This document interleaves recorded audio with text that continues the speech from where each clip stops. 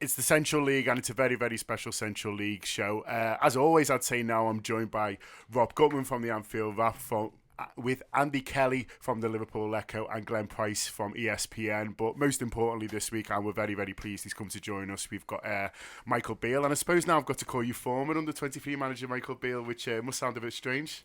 Yeah, it don't feel like I've cut the cord just yet. Still very much here and living in the city, and still, keeping in tabs with the under 18s, under 23. So I probably do need to cut the cord shortly. Yeah.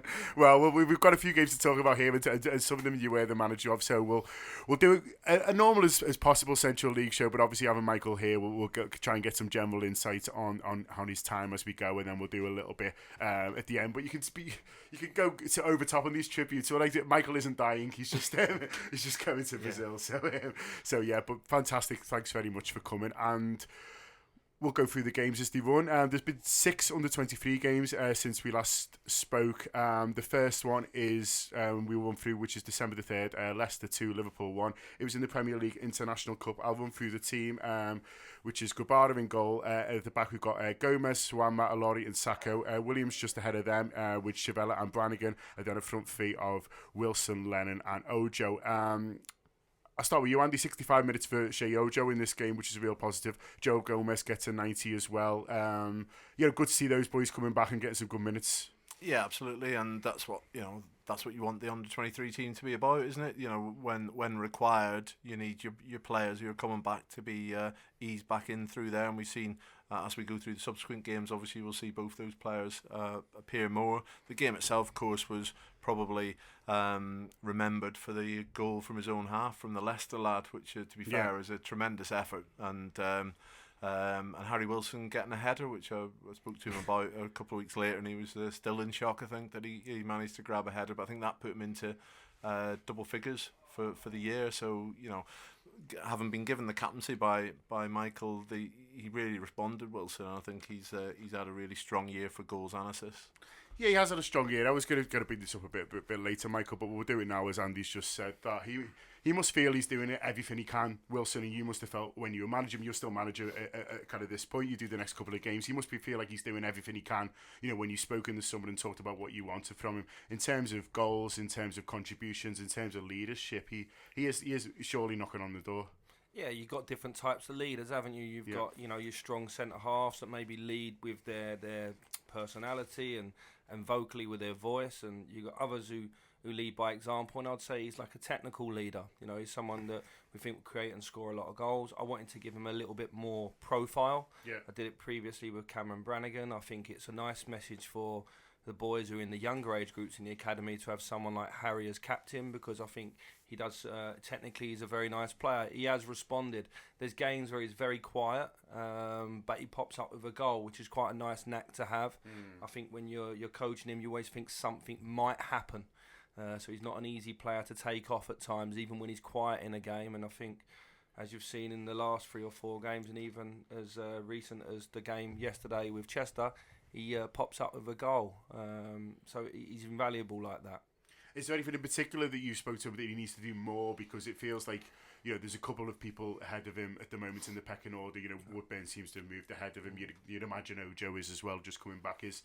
Because from the outside it looks well, he's scored in most weeks and he's doing very well. Is there anything in particular that he needs to do to get Jürgen's attention a little bit more? He's spent a bit of time there recently, and I think that's the most important thing, that you show that you can play when you're with them very, very good players. I think there's been times when he's played in a team with other boys that have been in and around the first team where Harry's maybe been a stronger performance. I think the obvious things that stick out is that he has to grow into his man bones a little bit. I think he's a little bit behind 1 or 2 others in terms of physical strength and actually the willingness to maybe go and compete. But I think with every player, you look at what they can do rather than what they can't. And I think consistently he's been top goal scorer. Even when boys like when Jerome Sinclair was here, Harry Steele was the top goal scorer in the 18s and the 21s. It shows him in a good light, I think. When you compare him to maybe Shea and Ryan Kent, where I would say that that's a problem in their games, that they don't score enough goals. I think Ben Woodburn's doing a bit of everything at the minute, which is probably setting him apart. Juanma gets the assist, Glenn. He's contributing at the moment, isn't he? We didn't see too much of him at the start for various reasons, but he seems to be getting in amongst it at the moment. No, yeah, he's one of the, you sort of class him as a modern day fullback in that he's, venturing into the final third quite a bit. One thing I've noticed with him is like his crossing and his delivery is sensational, really. They're always accurate, and especially from like set pieces and corners.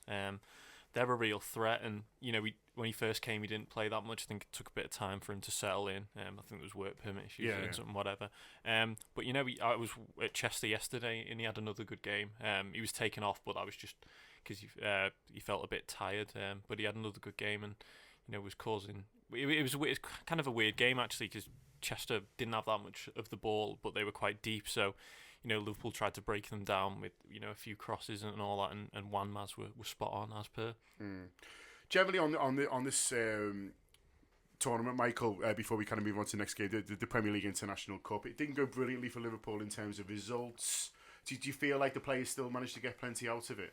Yeah, I thought the first two games were outstanding youth development games, if you like. I thought Wolfsburg and Porto.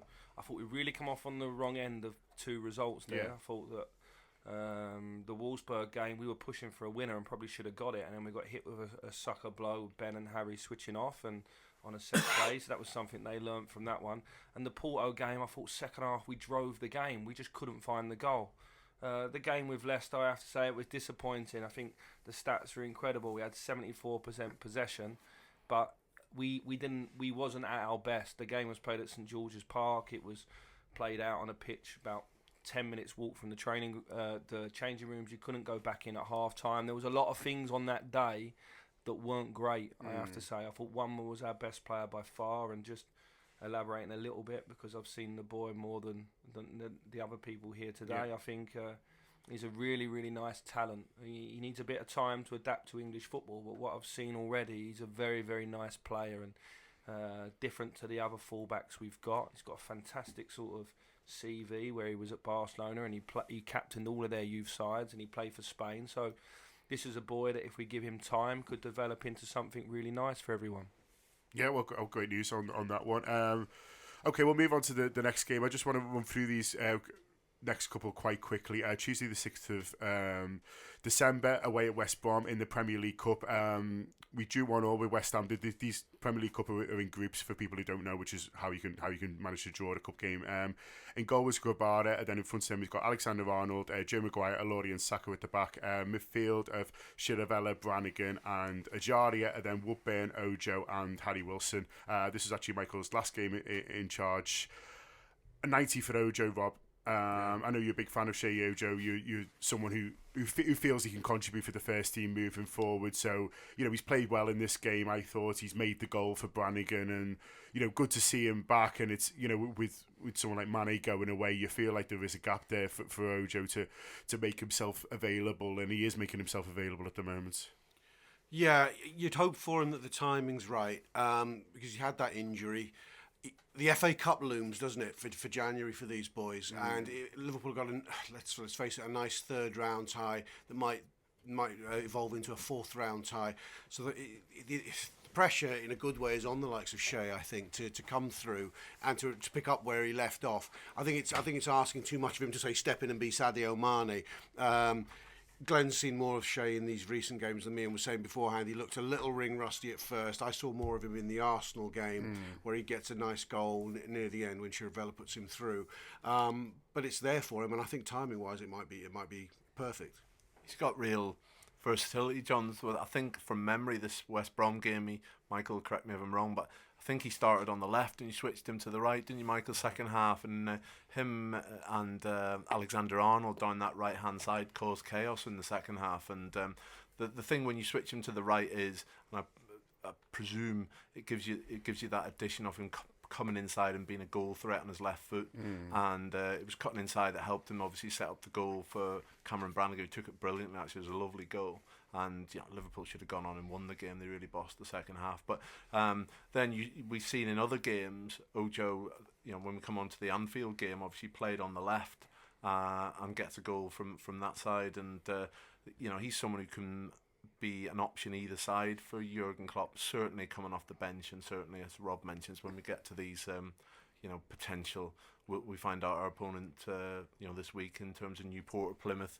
That should be a game where Shea Oji would be looking to try and play some minutes, I would think, and as you say, potentially if Liverpool can go through, as you'd expect, hopefully a nice fourth round draw as well. Yeah, because he's got a goal in the FA Cup, of course, hasn't he? So, and what a goal! Absolute beauty. So he certainly be feeling be feeling confidence in that regard. It was your last game, Michael. So we'll talk about that. Is that a tough thing to prepare for when you're thinking about everything you kind of want to say, but also you've got the emotions? Because you were emotional on the night. I've seen the pictures and things. Was that a tough thing to go for, or have you just got to try and push that out of your head until after the game?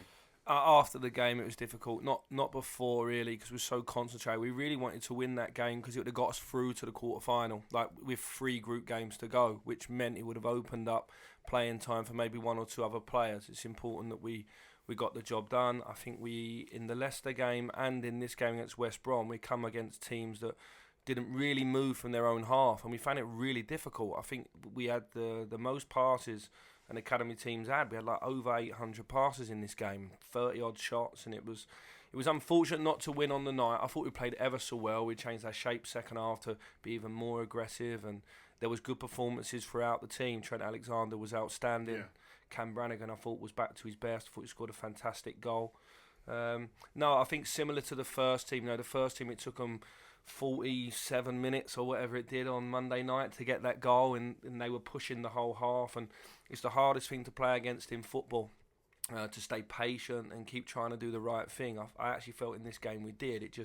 It probably wasn't meant to be, but it leaves us in a fantastic position in the group.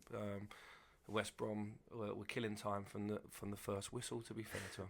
I guess it's good practice, though, isn't it, AK? Because they're going to come up against that if they go into the first team. Because as Michael points out there, we're seeing that a lot for the first as well. Teams camping out, teams saying, well, the better Liverpool do, the more teams are going to try that. And as much as you want to say, well, surely youth football should be about development a little bit more for the opposition, also from a Liverpool point of view, well, they're going to be coming up against it, so good practice from that point of view. I mean, what you want is playing a variety of styles. I think when Michael was talking about Wolfsburg and those types of games early in the year, we came up against different types of teams, and that's why that competition is valuable. And we've seen, I've been a bit disappointed, to be honest, in some of the opposition. I know what you're saying, it does become good practice, but for instance, we had Burnley come and play in the Lancs Senior Cup. Now, for all it's a historic competition, goes back a few years and everything else, you wouldn't think it's the most important thing in the world for their youth team. And yet they came and it was played a 1-9-1 system up at Kirkby on a very cold night. And it was, luckily, Magic Gomez scored a screamer fairly early and opened the game out, Michael. But it must be frustrating for you and certainly frustrating, for instance, for the people who are coming to try and enjoy youth football, when teams are setting up. And I'm not sure intrinsically, if we look at it from the other viewpoint, what those opposition teams and their players are getting in development terms. Yeah. I think it's hard for us to plan. I think in the Premier League it's much easier. You know the opponent you're going to play against. You probably know 8 or 9 or maybe even 10 of the team. It's easier to plan. You know their style. And in under 23s and 18s football, that changes rapidly. Your team changes, and I think we sometimes think, right, this is a game where some people are coming to watch, and if this player does well, it'll elevate him. And then so many other things can go against that. Like you say, I was equally a little bit surprised because you're talking about a one-off cup game, and I just believe that you should have a go, and also you're going on a journey with your players and team. So if you're a little bit negative or you show any negative vibe as a coach, I think it sticks with the players' memories long. So I think you're going on a journey with these young players, and we don't get out with too many individual games, but certainly you want them to be very positive and feel like they can own the ball and own the pitch, and be very positive in the game. So that is what it is. Back to the game, Glenn. Michael was right to point out how well we played towards the end and how hard we pushed for it. A real feature for me was Trent Alexander-Arnold's crossing. There was a couple that would just be begging for a little touch and didn't quite get there. And we've seen it from him in the first team. It was a great ball for Origi for the goal. And it's good to see him getting involved. It's good to see him putting a bit of onus on himself, even from right back to be trying to get Liverpool a winner. And it's a brilliant right foot he's got swinging those balls in.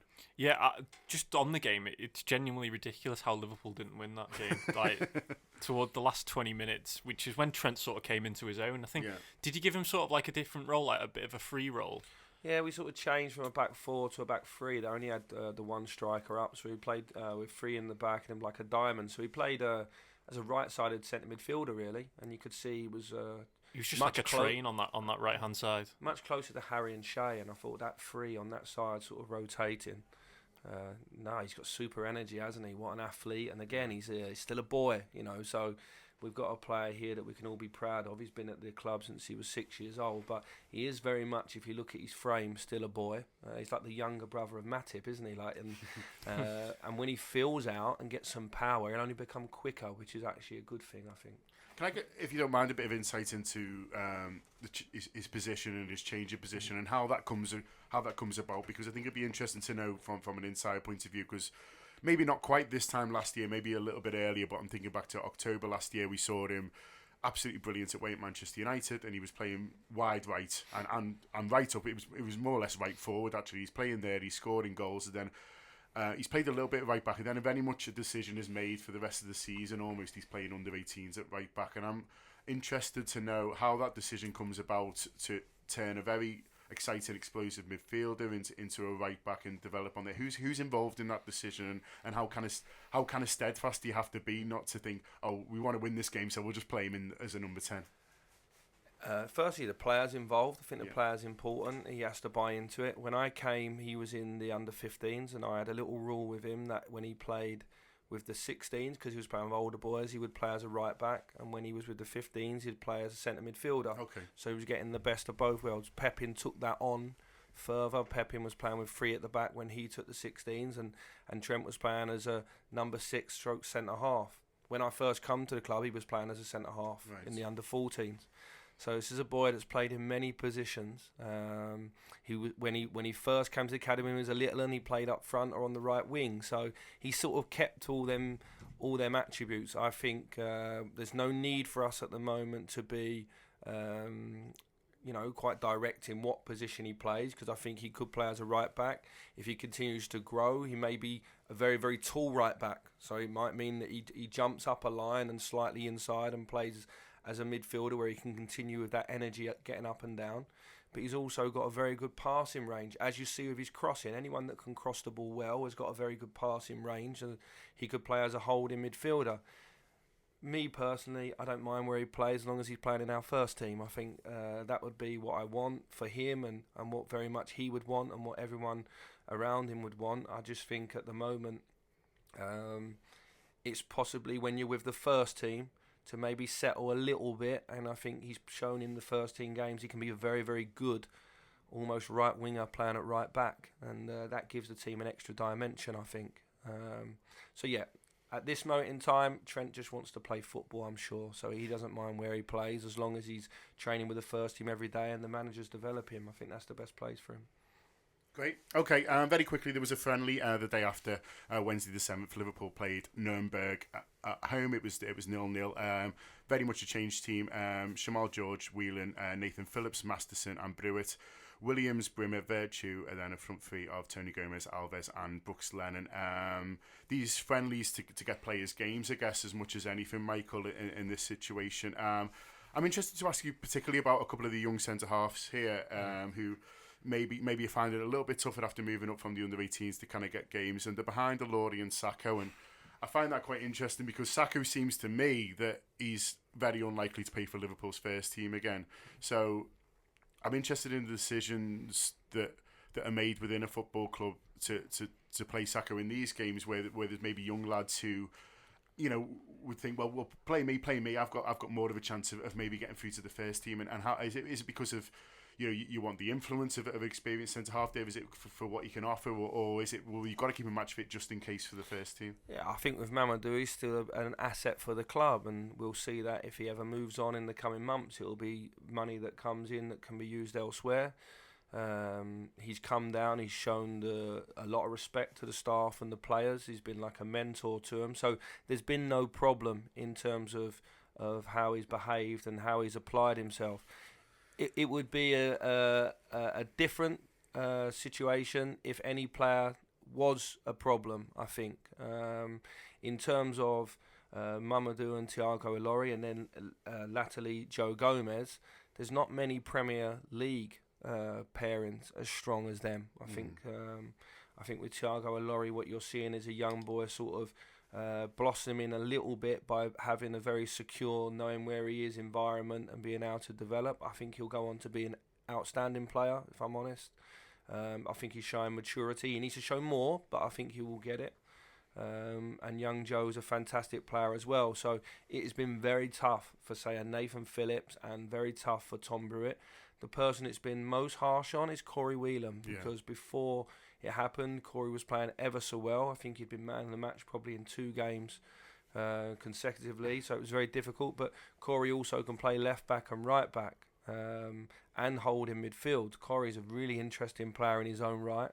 Very similar to Matt Virtue, who is the young sung hero of the under-23 squad, but at times he's competing with Ovier, Kev Stewart, Pedro, Cam Brannigan, all dropping down, and it's got to be on merit.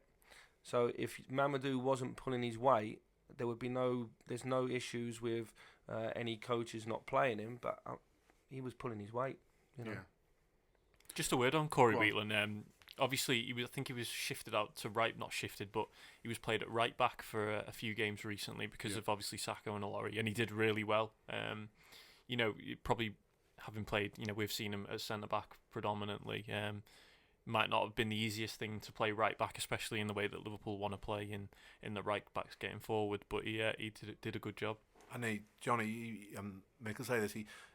He should have been on the score sheet, shouldn't he, Mickey? How he hasn't got a goal in his, you know, I think he's probably 4 or 5 occasions he's been so close to a goal, Corey, from that right back side that Glenn's talking about, and he's really, while he's always looked comfortable at centre back, he looks equally as comfortable at right full back for me, and that versatility is something that's only going to help him going forward, isn't it? I think. He's a dark horse for me. I've seen him grow up a lot as a kid.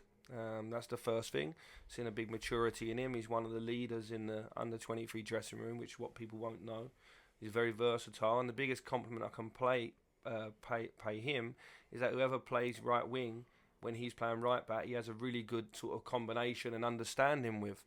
Again, in that position, we have Trent Alexander and Conor Randall, so we're not short of a right back, and obviously Nathaniel Klein is excellent as well. You know, I think he's been excellent for the first team. So Corey has to be quite flexible, but it's a great asset because he'll always, if he doesn't make the team, he'll always make the bench because he can play across the back 4. And I think sort of players like him can go a little bit unnoticed. The longer he can stay in the club, I think he'll build a future with Liverpool, hopefully. It's interesting, John. I was looking at the stats in terms of who's played the most minutes for Liverpool this season as we come into a really busy period. And Nathaniel Klein's played every minute of every Premier League game for Liverpool, just ahead of Jordan Henderson, who's almost played every minute. Now, that's a sign to me that as we enter a busy period, Jurgen will be thinking to himself, where can I get a rest into Nathaniel Klein? Because one thing you know, him and his staff know those stats inside out. Oh, definitely. So who's he looking at? He's looking at Trent Alexander-Arnold on his subs bench, and progressively then, if Trent gets a chance, say, in the cup games, you'd think absolutely certainly will be the right back. And potentially maybe a home Premier League game that say looks a lot easier than Man City looks, if you know what I mean. So Trent gets that opportunity, and then that'll open up obviously an avenue for Corey and people like that at 23s level. I have to say, if I look at the team, I didn't see the game yesterday, but if I look at that under-23s team, it would beat a lot of teams playing in the Football League, in my opinion. You think? Yeah, I think it would. I think it's an outstanding team. You know, the team was Shamal George, right back Trent Alexander, centre backs Gomez and Sacco, left back Wanma, midfield Kev Stewart, Cam Brannigan, Ovie Ajari, Shea Ojo, Ben Woodburn, Harry Wilson. There's players missing from that team who are also would add to it. You know, this is a very, very competitive under-23 squad situation. With the aim for the club was to sort of build up the under-23s, where in previous years maybe we'd sent players out to get experience, to spend a bit of time playing together and really, you know, feel good about ourselves, but also really develop the style that Jurgen wants. And I think we've seen lots of progress in that. The only thing I would say is what happens next, because, you know, we've got a very, very strong first team, and some of these boys, maybe not now, but in the future, will need being exposed to maybe another level, because there's only been one game, I would say, that we struggled in the last sort of 3 or 4 months, and that was Man City away, who are also a very, very good team, very similar to ourselves in that sense. Okay, we'll move on to the Arsenal game next. This is a league game, Monday the 12th of December, Liverpool 3, Arsenal 2. Very exciting game. Shamal George was in goal for this, and then back four of Ilori, Maguire, Gomez and Sacco. Then Kev Stewart just ahead of them with Chiravella and Brannigan in midfield, then a front three of Lennon, Ojo and Harry Wilson. 2 goals for Harry Wilson again in this, and 1 for Ojo at Anfield, and in front of nearly 3,000, Andy, which is good, and it's good for the players, isn't it? And it's good to get those numbers watching the under-23s, and well, they got a good game, they got plenty of action. Yeah, absolutely, and we used to see a few more games being played at Anfield, and obviously for various reasons. Last year, obviously, it was the building work kept us away, apart from that Man City game on the Sunday, and it was good to get the first one this season, and to have it, Arsenal team will come and play an interesting game. They played a very high line, didn't they? Which worked for Liverpool actually, and facilitated a very good game of football. And Ojo scores a lovely goal. Obviously a bad decision from their goalkeeper struck defender in terms of the penalty, where Cam Brannigan did really well to get in there, didn't he? And another, the first goal from Wilson we were reminiscing about Robbie Keane away at Arsenal, where he gets a similar ball over, and he watches it brilliantly, considering it's so early in the game. Harry Wilson, and he's alive to that. He does really well, doesn't he, Rob? Yeah, it's a nice finish, isn't it? It's the first minute. I think both sides are quite high up the pitch, actually, don't they? Because Arsenal hit us back on the counter, I think within 2 minutes. Joe Gomez gets caught out slightly, but yeah, that's a hell of a. It does look like a historic goal. That Harry Wilson. I think there's just something about the long arcing ball and the finish. 3-1. I wouldn't say cruising, Glenn, but it's looking pretty good, and we're all enjoying ourselves. Then it gets back to 3-2, and then Shamal George has to make some really, really good saves, doesn't he, to keep us in it? Well, keep us ahead. Well, yeah, I think they managed the second half really well. I think.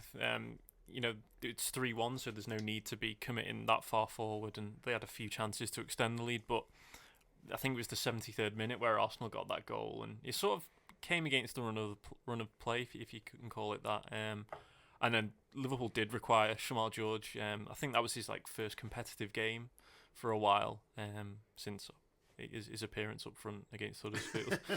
And he did really well. It was a good game. I thought Brannigan was really, really good in that. But Joe Gomez played 45 minutes, and I was, really impressed with his performance. And then he was obviously taken off at half time because this was the day after the West Ham game in which Lovren came off. So there was a bit of, just in case there was some other injuries in the first team, we'll be a bit safe with Gomez. Yeah, can I ask Michael about Joe Gomez, actually, if you don't mind? I mean, Joe arrived, at the beginning of last season, and he's 18, and he's straight away in the first team. The potential seems frightening. He got supporters really excited, and then that terrible bad luck with the injury. It's a nervous time for him, I imagine, coming back, as Danny Ings has experienced, whether he can actually stay on the same trajectory. With you've obviously worked with him probably just for a few weeks now. What's your impression about how his comeback's coming along? I've known Joe for a long time. Right. When I was a failed footballer at Charlton, so I spent 10 years there. So my friend was the youth team coach when Joe was there, and then the reserve team coach, then the first team assistant. So I've known about Joe for a long time, and these temperaments always been one thing that's been sort of praised to me about him before he came to Liverpool. Look, this boy's got a fantastic temperament. The people at Charlton have developed a lot of players, and they felt that this boy had the potential to go on. I think not in his wildest dreams did he come and start playing at left back in the Premier League and doing so well. The injury coincided with a change of manager and a lot of months where a boy is living away from what is his natural home, and I'm sure is difficult. And that's without me even knowing Joe at this point. In the time that he come and played for us recently, what I can say is a lovely boy, a lovely person. I think he's got a fantastic temperament, and he looks fit and strong. There's one thing being fit, in terms of being able to fit and play games, and there's one thing playing games to sort of get yourself back to where you were, and I think we're seeing that at the moment. I thought this game against Arsenal, firstly I was over the moon for Mick. It was his first game at Anfield, and he won, and against a really good opponent, an opponent that similar to maybe a Chelsea or Man City, that don't take a backward step. They come and play against you. Their team's got a number of players that have been in and around their first team that are well liked. So I thought it was a very good performance, considering the amount of changes. Thiago playing at right back, then Joe going off, Thiago going in. So a new right back, so you're changing the back four. Kev Stewart obviously coming out, which was pre-planned as well. So there was a lot of fiddling around with the team. And I echo what Glenn said. I thought it was going to be 4-1 or 5-1. Didn't take them chances, and then a good team will hit you. And sort of both the goals we conceded on the night, we lost possession in our own half. So we can look back at that with regret. But in regards to Joe Gomez, I think it's still early days after what was a really tough injury for a young boy. But the manager's said everything that you need to hear maybe about him. He really likes him. He certainly does. Okay, this was the last league game of the season. It leaves Liverpool in third in the league, 3 points behind Everton and 1 behind Manchester City. And I know managers at this level don't obsess about league titles, league positions and things like that, Michael, but the fact that that top 3 is Everton first, Man City second, Liverpool third, just shows how strong youth football is in this region. That must be something that you guys are aware of. Man City are being very aggressive in terms of recruitment in the area. Everton have always been good in terms of youth football and in terms of, having a good reputation. And that must be something you're aware of in Liverpool, and something you must talk about, is that, how competitive it is for players and for getting the right people in the Northwest. I'm biased, so we're doing better than them because we've had more first team involvement. So basically, that's what we're here to do. Man City invested a lot of money and have a very, very good team. Very good team. Everton, I've always said it, between the two clubs, especially in the 97 age group, which is an age group they're very strong in, and we're very strong in as well. If that age group was with one club, wow. So I think we can be really proud. I think Dave Unsworth's obviously done a very good job.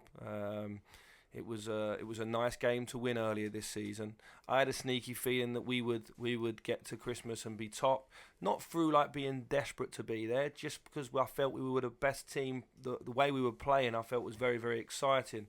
And I'll probably look back at the Derby game and think, wow, like in the first half in that game, we had enough chances maybe to win 2 games. And if we'd have won that, obviously we'd be 3 or 2 points better off. But fair play to the other 2 teams, have done very well. But our team's changed a lot because we had first team involvement, which is the biggest thing. If you look at the 11s of Everton and Man City, they've been very much more stable than ours. Mm. Yeah, I mean, that's a general challenge for whoever's going to take this job on, Michael, isn't it? About stability and about, it must be fairly late in the day when you know who you've got to pick, and that's been, I know we've spoke about it before when we've met, and also generally for the next player, I mean, and look, you want players involved in the first team, and you want to see the players moving on and things like that, but it still must be a little bit of a challenge when you get to the night before and think about what system we're going to play, who have got there and who have got available. Yeah, of course, that's one of the challenges of the job. I think you get used to that as a youth development coach through the ages. Players get pulled around a little bit. I think what makes it easier for us is the attitude of the boys coming from Melwood has been exceptional in the last year. In the whole time I've been at the club, but especially in the last year. So sort of the discipline and standards the management's putting into them, and the importance of playing well in the under-23s, I think is a massive, a huge thing for every under-23 coach. And then we have a nice environment. I've mentioned it before about ex-players coming in and being around it. People, Kenny Dalglish has been in a lot recently. Yeah. I think it's very hard for these young boys to take their foot off it when you've got someone like Kenny standing over you watching you train and play. So I think there's instant feedback. There's no egos, there's no arrogance. That's been really pleasing, because it is different. Once you get to the first team, that's where you want to be. Under-23 games are not as sexy as they used to be. How can you have an environment where you play in front of 50,000 in a first team game, and then a week later play in front of 50 people at Chester or Tranmere or even at the academy in under-23s game and be the same person? Of course the crowd gets more from you. Gives you a little bit of a push at certain times in the game, when the crowd are behind the team. You just find a second wind maybe that you don't have, or extra energy. But I have to say the link between the academy and the first team is really important. Pepin Linders deserves a lot of praise for that. because me and him, we are very close friends, but even in the 2 weeks I've not been there, I know that relationship between him, Mick and Tim Jenkins has already really blended well. Great. So that's important for the club.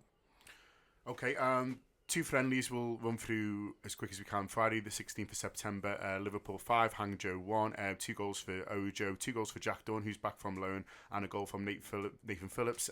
Rather than the game, I'll just talk about those 2 last players a little bit. Start with you, Andy. The Jack Dunn loan move seemed very strange because he went there, played really, really well, scored a hat-trick in a cup game and seemed to be flying, and then he's suddenly out the team, and you kind of wonder what's going on.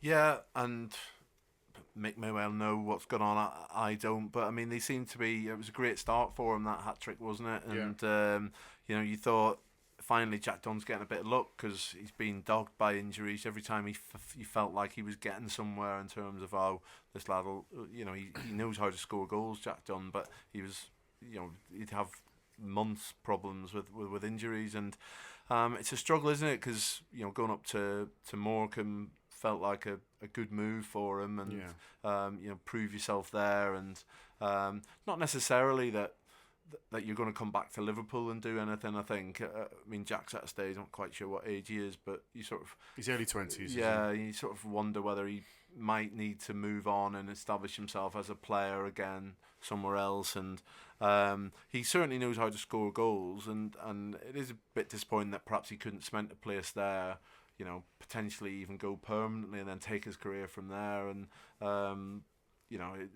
you wish him all the best, because every time you see him, he looks an enthusiastic lad and loves scoring goals.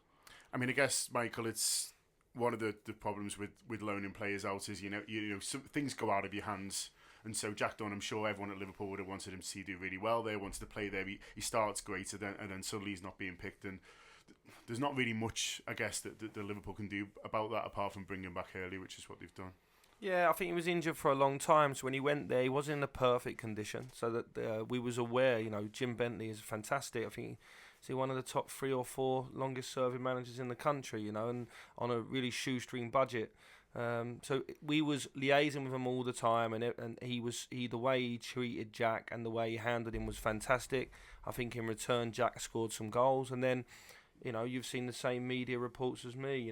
Morecambe have had a change of ownership and a change of everything at the moment. So I think there was a lot of things around it. We never dwell on these things. Jack's back in.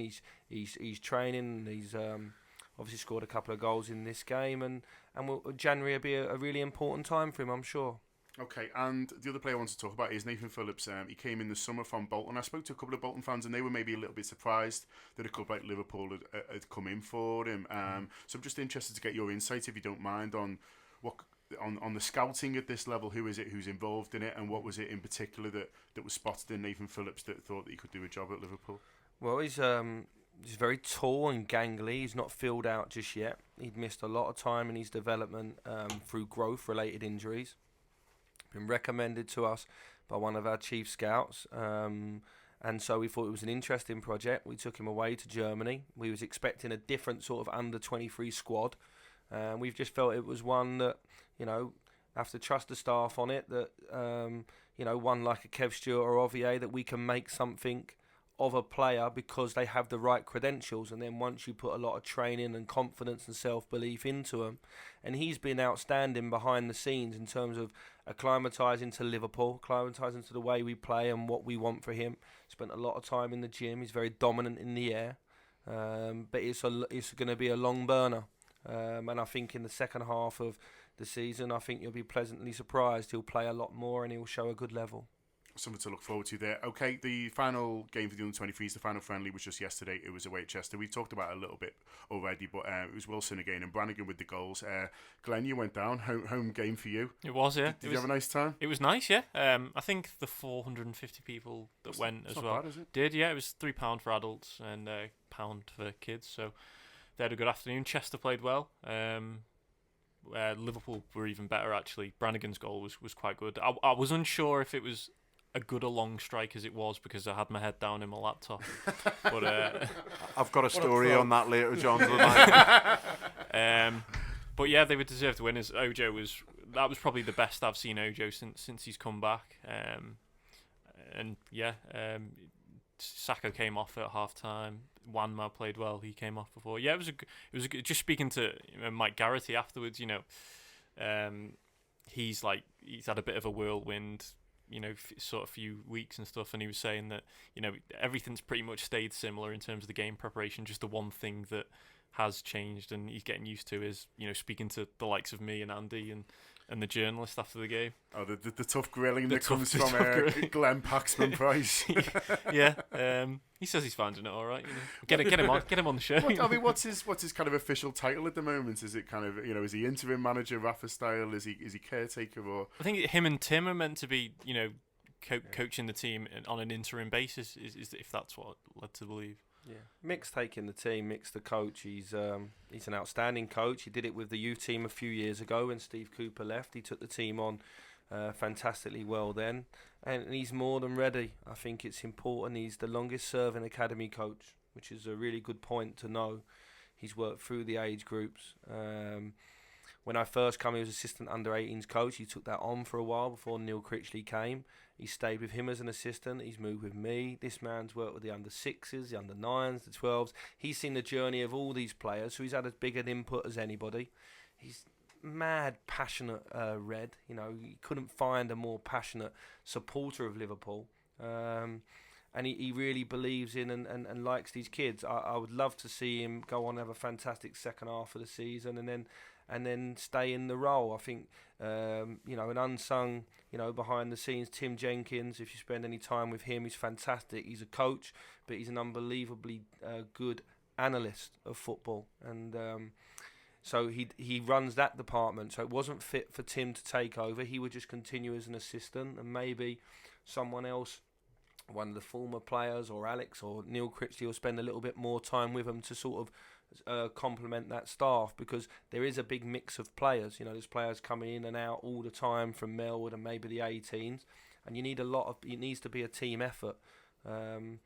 It very much is a team effort. That was the hardest thing for me. These people, I spend every minute of every day together, and they give it hell every single day. And Mick's one of them. When it rains, he's the most energetic person. It's sunny, we win, we lose. The one thing about Mick Garrity that I love is that every day he's so energetic. He's feisty on the sidelines as well. I've seen him, have a few exchange of words with opposition benches, which is always good to see. And but does he sit on a Gatorade crate quite like Beale? I'm not sure. Well, he's got those shoes to fill. He can warm up to it. Okay, the under-18s have played 3 games since we last spoke. The first one, Saturday the 3rd of January, Liverpool 2, Middlesbrough 1. I'll run through the team for the under-18s. Shamal George in goal, back forward of Lassie, Lewis, Masterson and Johnson. Ahead of them, Liam Coyle. Then ahead of Liam Coyle, Yandander, Jones, Macaulay, Brewster and Adekanyi. Ryan Brewster gets the double, including an 88th minute winner. He's flying at the moment, AK, isn't he, Ryan? And I think still a young player even at this level, and taking responsibility, being the man, being the match winner in a late, just kind of shows how confident he is at the moment. Yeah, he's had a really good few months, hasn't he, both with Liverpool and away with England, where we've spoken before about the number of goals he's rattling in there. And looks like a lad who's just massively enthusiastic. When we get to the Youth Cup, when no one celebrated on the pitch at Prenton Park on Saturday after the Youth Cup win more than Ryan Brewster, he absolutely loved it. And he'd been taken off just before the end, and he was just you could tell how much it meant to him. And he's a really nice young player. I think he's already grown from like being a real Billy Whiz type when we first saw him about 12 months ago. He's grown already. Needs to grow some more, I suspect. But he's finding the net, and he took his winning goal, late winning goal, really well. It was a really enjoyable match, this, actually, and I'm sure you're going to mention Curtis Jones making his debut. Yep. And I like him, John. I mean, for people like Curtis Jones, for people in the club, they don't want us to talk about people like that too much, do they, Mike? Because he's 15, and you're talking about a boy, and we call them all boys, but 15 is very much a boy, isn't he? But I noticed he put on his Instagram today that he was over with the first team, and he was getting advice from Daniel Sturridge, who just seems fantastic with young players generally. It seems to me, I've seen him when he's played with the likes of Ojo, and he talks them through it and things like that. So I know we don't want to get overexcited about 15-year-olds, a long way to go, but he's since stepping up to the under-18s, he's certainly made his mark. Yeah, I think you see the energy of a young boy that's under 16 wanting to play for the under 18s. I think what we want to see as the staff is that. I think we've been delighted with the way that he's played. I think is how long does he keep that energy? I would say that to all the young players when you step from the 16s to the 18s, it's the best thing in the world. How long do you keep that energy? Same again when you move from the 18s to the 23s. The first few games are easy in terms of your mentality towards it. Same as when you go from the 23s to the first team, and vice versa when you come back. So I think that's the test of the best players. I remember seeing Steven Gerrard playing a training game with the under-16s when he was trying to get fit for a game, and he was playing with Trent Alexander and Herbie, and he was unbelievable. And he trained like that every day, and that's why he is the player, he was the player that he was, because he didn't pick and choose the moment. So we'll be very keen to see Curtis kicking on. He's a player that can outplay people 1v1. He can play centre midfield, he can play wide, he can play as a deep midfielder. So it's lovely. We're developing these players now that are able to play in a range of different positions. Just going back on Ryan Brewster, he's one that I would pay very close attention to. We are. I was gonna move on pressure to on the lads. so you don't have to. I was gonna move on to my chief member of excitement, Rob Gutman. There, and after we've just said, let's not get too carried away about these boys. Rob, you always want to get carried away about a young talent. But Curtis, he is only 15, but the fact that he's from Toxteth and stuff like that just makes you kind of buzz on it a little bit more. That would be something, wouldn't it? It would be something, but also Ryan Brewster, just how he's playing for England as well, as kind of way as Liverpool. He just seems at the moment that he's just completely aware of the kind of footballer he is and kind of what he needs to do, and just very excited at the moment. Yeah, I mean, it's those lads who are on the fast track. But as Michael says, it's how long they maintain that progress. The Youth Cup game, I saw him play wide right, didn't he? Right wing, and he seems to adapt to that well. And Curtis scores that fantastic goal as well in the Youth Cup game. Yeah, he scores in the next two, actually. Is it the next two he scores in? I'd only seen the Youth Cup games, Okay, we'll move on to the next one. Liverpool go to Stoke and beat them 5-1. The team is Grabara, Latty, Lewis, Masterson and Johnston. Coyle again ahead of them, and then ahead of him Adekanye, Jones, Macaulay, Brewster and Yandanda. It's 2 for Macaulay, 1 for George Johnson, 1 for Camacho, and then 1 for Curtis Jones, as I just said. 13 for the season for Macaulay. Knows where the goal is, AK? Yeah, well, it's always nice to have a good Irish lad coming through at Liverpool, I'll tell you that. And he said Brewster's loving scoring goals. Macaulay is like, he's a proper sniffer, do you know what I mean? Your worry for him, if there is a worry for him, is that will he have the sort of massive physical attributes that when it comes to a higher level, the sort of transition that perhaps we're seeing Tony Gomez have to try and make at 223's level this year. And he's he's thin and wiry, Glenn Macaulay, but massively enthusiastic. His dad, I think, was following my Twitter updates on the Youth Cup game. I can't believe he was on 6th penalty. And he was on the well, yeah, it was the crucial one though, and he just got it in, and but he's and he's a player who sort of just arrived out of nowhere because Liam Miller got injured and is still on the comeback path, and Liam Miller had started the season really well, so it's good to see that they're the hardest thing in football is putting it in the net, and we've got a few who know how to do it, and it's just if they can take that next step both in terms of physical progression and sort of as Mick talks about in terms of their mentality, and but it'll be fascinating to watch, and it certainly makes the under-18s. I mean, the reason we've loved them in this room is that you rarely get a dull game with them. I mean, Critch was annoyed with this game, 1-5, away. Yeah, well, I've got some quotes from Critch Eagle, and they are quite interesting. It says, "We have played much better than this and only drawn in some of our previous games, and 5-1 flattered us a bit, to be honest. It's always nice to get a good result, but for us, the overall performances that are the main thing, and we can play better." It's not exactly what you'd expect from a manager after you've just won 5-1, but I suppose it goes back to what Michael's always said, which is that at this level, actually, you're focusing on performances, you're focusing on how you're developing as a team, and, he's not going to get ridiculously excited if they win 5-1 and everything goes in when, he thinks we've played just as well in another game and it hasn't quite worked out for us. Yeah, it's one of them where, it's sometimes the perception of a win is that you don't look at the faults and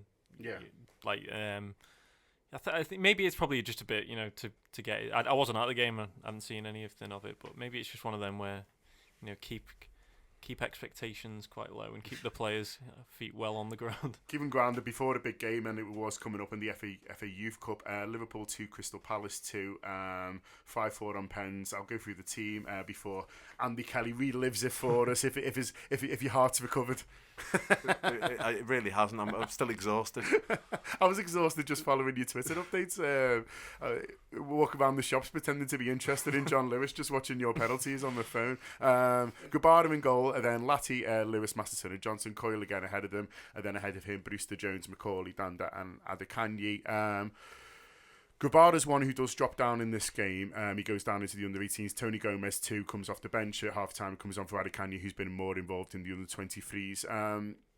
The decisions around this, I'll start with you, actually, Michael, before we talk on this game, around the Youth Cup. Because when we met a couple of months ago, I think it was now, you suggested that maybe more of the lads who are of that age might step down and play in the Youth Cup. Maybe expecting a couple of more, but I guess since then that they've moved up the pecking order and there's injuries and things like that. So for someone like a Ben Woodburn, who I'm sure would have liked to have played, someone like Trent, who probably still feels like the captain of these boys, really, there must have been a little bit of a temptation to give him a go. Yeah, I think they was training with the team, getting ready for the derby. So if there's, you're almost winning before you play. One thing I'll say about Neil Critchley, he's unbelievable developer of. He's a youth developer, 100%. If you were looking for the term, you'd find his name, because he never budges on these things. If a boy's up with the first team, he'd never ring up the first team and ask for that player back for a Youth Cup game. He understands that the schedule of playing Middlesbrough away and then this game was more important, and they were sort of second choices in the positions. Now, don't get me wrong, Kelleher wasn't fit, Herbie Kane wasn't fit, Liam Miller wasn't fit. And then you're also thinking about Trent and Ben. We've got a number of good players. I felt that the team we put out on the day was a very strong team, a good bench also with Tony Gomez on there. We probably made a little bit hard work of it.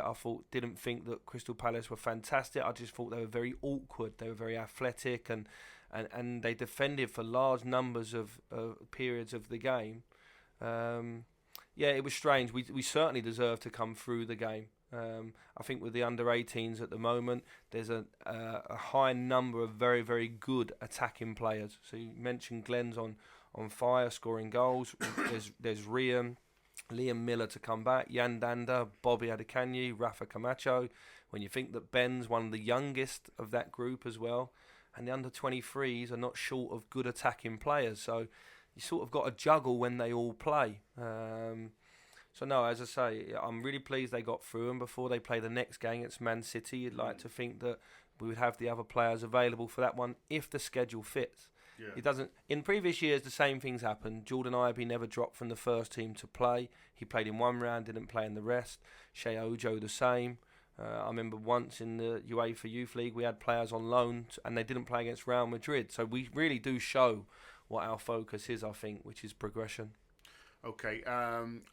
We'll go through the game then. AKO, Crystal Palace score, then defend deep, don't they? They defend hard, and it's Curtis Jones who manages to get the equaliser and get the goal. Yeah, it's Mike says Critch was expecting a tough game, even though they're Academy 2, whatever you call them, the right phrase is, but and they had that sort of some physical, they had pace about their team in places as well, and they had that thing where they wanted to defend a lot, but they also had a goal threat at the other end. The lad Flanagan was a good player for them, and they had a couple. Diego Latta gives away a penalty. It was a little bit unfortunate, and I think we'll probably look back on it and think he probably didn't need to. He sort of pulls the lad. He sort of hesitates. The lad gets past him. He pulls him back, and actually Connor Masterson was coming across, and he probably didn't need to do it. But these games are all about learning, and so that puts you behind to a team who are intent on defending well, which is a tough thing. Critch changed it at half time. Got Tony Gomez on there, and he changed the game. Gomez just came on. He was all hustle, and as you know, I'm a big fan of Gomez, but I think he's perhaps struggled a little bit with the jump to the 23s. He's been playing both, but at 23s level, he's not. it's a learning year for him, I'd say, at 23s. But back down at 18s, he's popping up everywhere, Tony Gomez, and I was really impressed by his mentality throughout the second half. Curtis, as you say, gets a good equaliser. All came about through Conor Masterson bringing the ball out of defence, and he actually plays the final pass in the end. So well done to Conor, who steps up again at a crucial time in the penalty shootout. Good captain's work from him, I say. And I like Tony's goal. It's like Davy Fairclough and St Etienne. Yeah, it just gets 57. So we go into extra time. Ball hoofed out of defence really by us, and Tony just hustles the defender out of it. He makes a mistake, and there was never any doubt he was putting it in. And then at that stage, I'm writing my second match report, having already written that after 70 minutes, so it looked like we were going out. Then I wrote, oh yeah, brilliant comeback victory. And at some stage, while I'm writing on my laptop, Liam Coyle got sent off, and I didn't notice, which is which is the first time that's ever happened at a game. And he basically got a second yellow and walked off down the tunnel. So it sort of happened like that.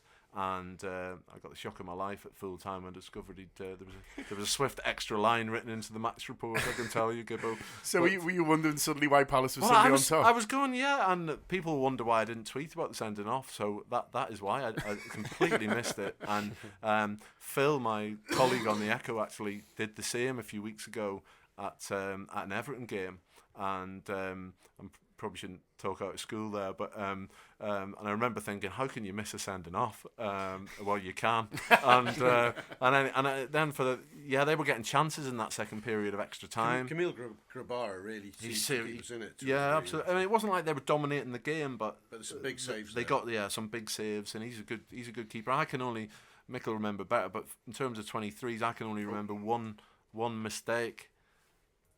One mistake this season, Mick, at away at Chelsea when he dropped one, and the rest of the time he's been superb. Yeah, I'm quite excited about young Camille. He's really impressed me with his mentality. I think he's very young. He's the same age as Ben Woodburn. If you look at the year that he's born, he's probably about 4 or 5 months older. But he's got this lovely knack of coming for crosses, which I don't see enough young goalkeepers doing nowadays. He's improving his footwork every day. I've just seen him improve massively in 6 months, which has excited me.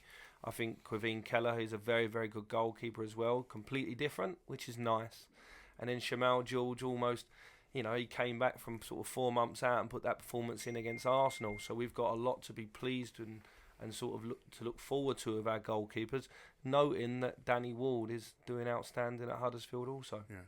How hard is it for goalkeepers and for you guys to develop them, because it's a position where everyone values experience even more so, and so if you're a 17-year-old Ben Woodburn, people don't mind if you're a little bit raw, and you can also give him 10 minutes at the end of a game and he can pop up with a goal and be a hero. Whereas goalkeepers, it's much tougher, and Liverpool haven't got a great record of developing goalkeepers, and I can't think of any really, but then at other top clubs it's similar. It's tough, isn't it? So yeah, how hard is it? But these guys do look really, really talented. It does seem like we've got a really talented group, so they've got the best possible chance in terms of their ability.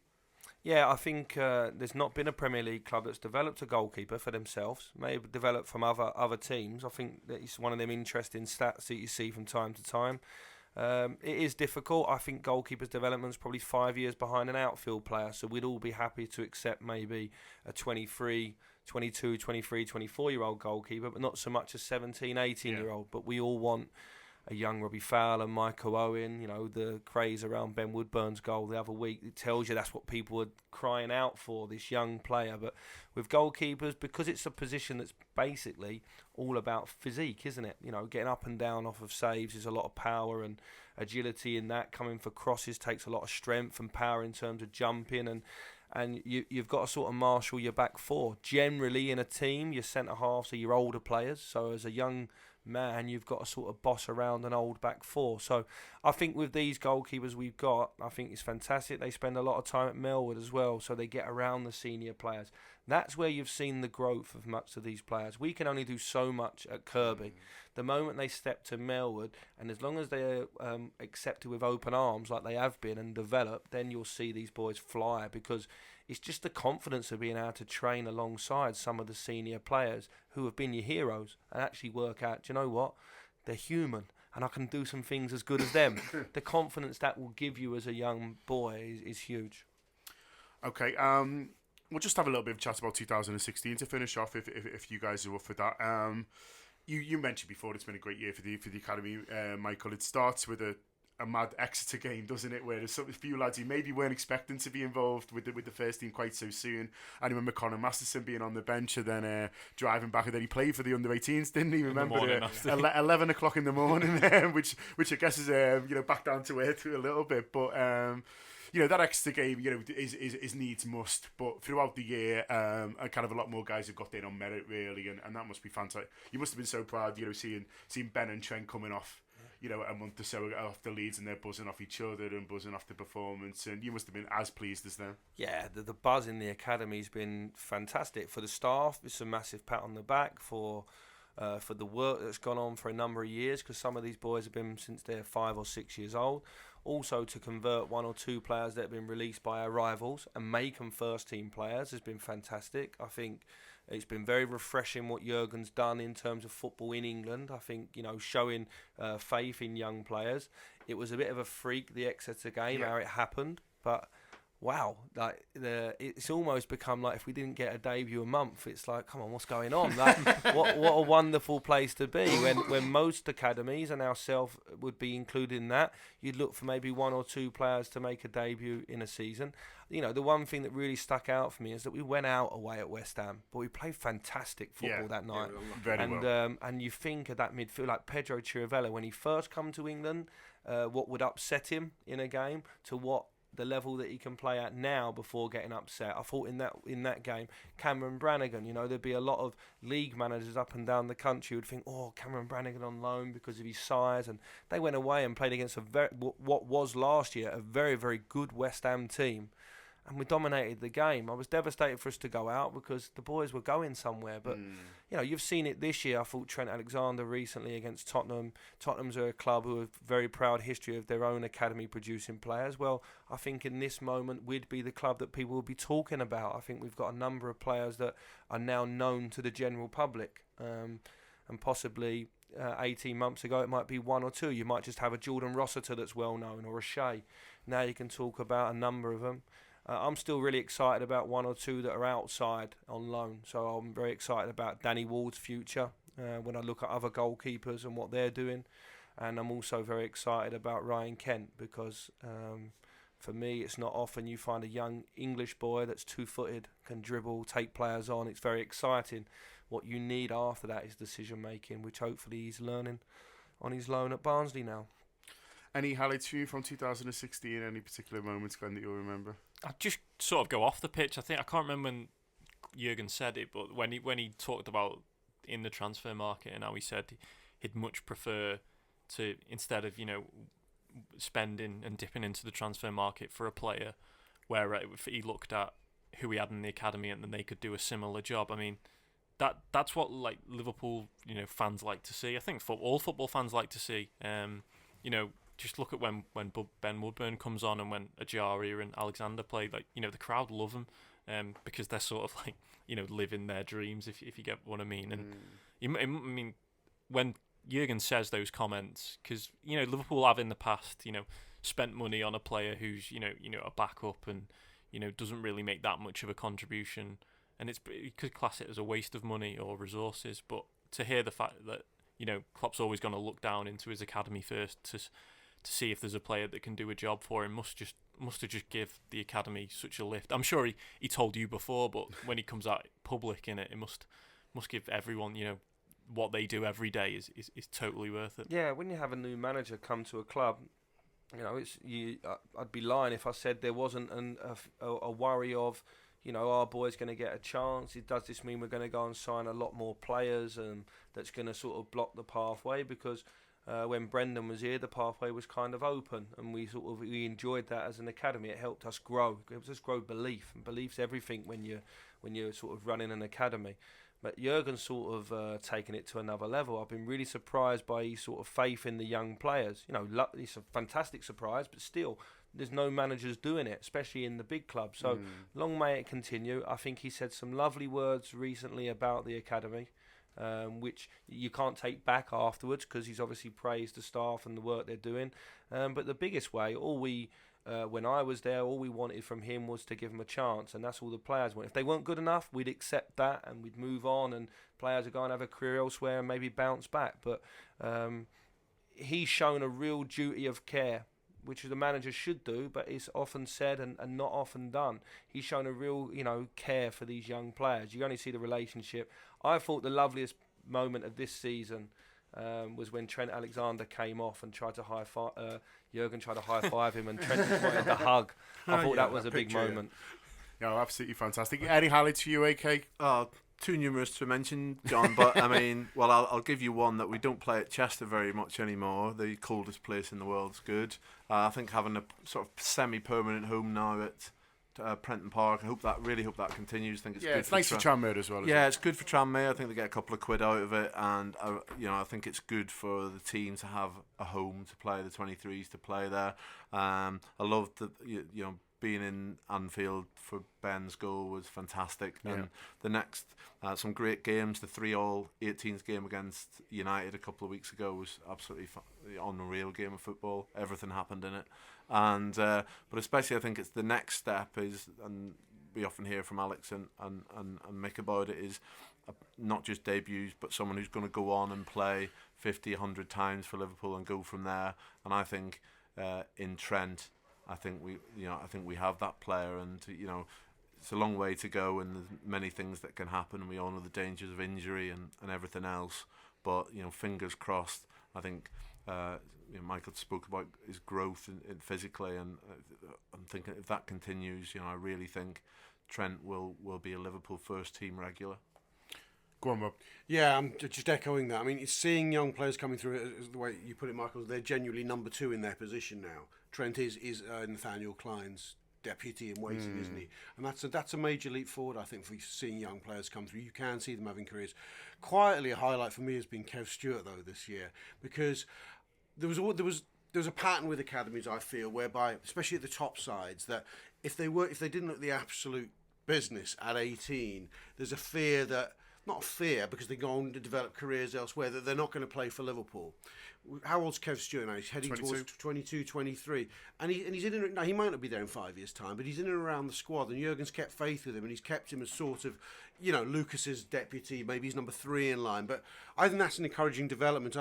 We commented on the show about a year or so ago about how it'd have been a good thing to see at Tottenham's academy that the likes of Harry Kane, had been allowed to develop late. And that I think, is it Ryan Mason they had all season? Yeah. They were given a chance to develop late, and it's good to see Liverpool doing that. And for me, that's a quiet highlight of the year, Kev Stewart, for what it suggests about the academy.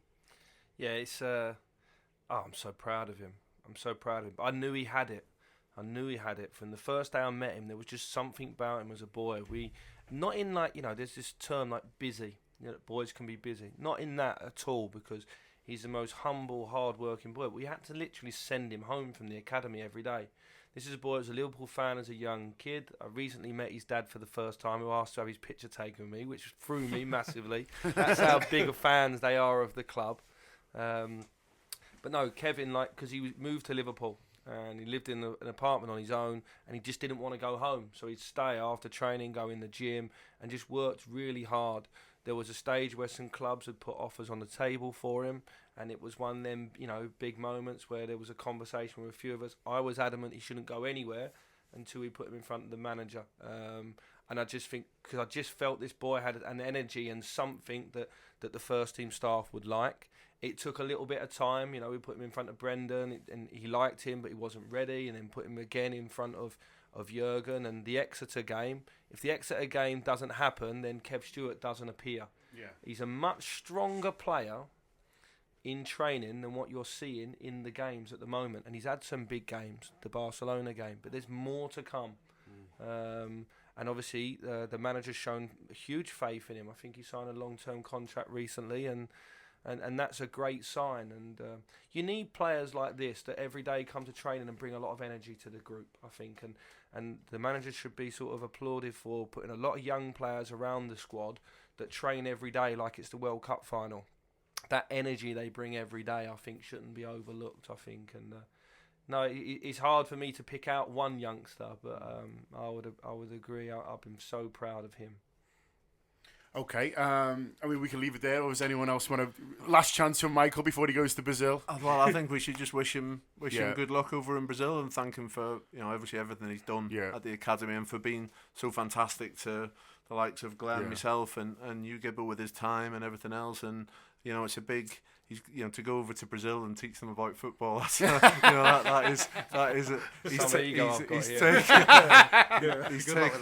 taken on a challenge there, but I think it's one we'll all follow with great interest and.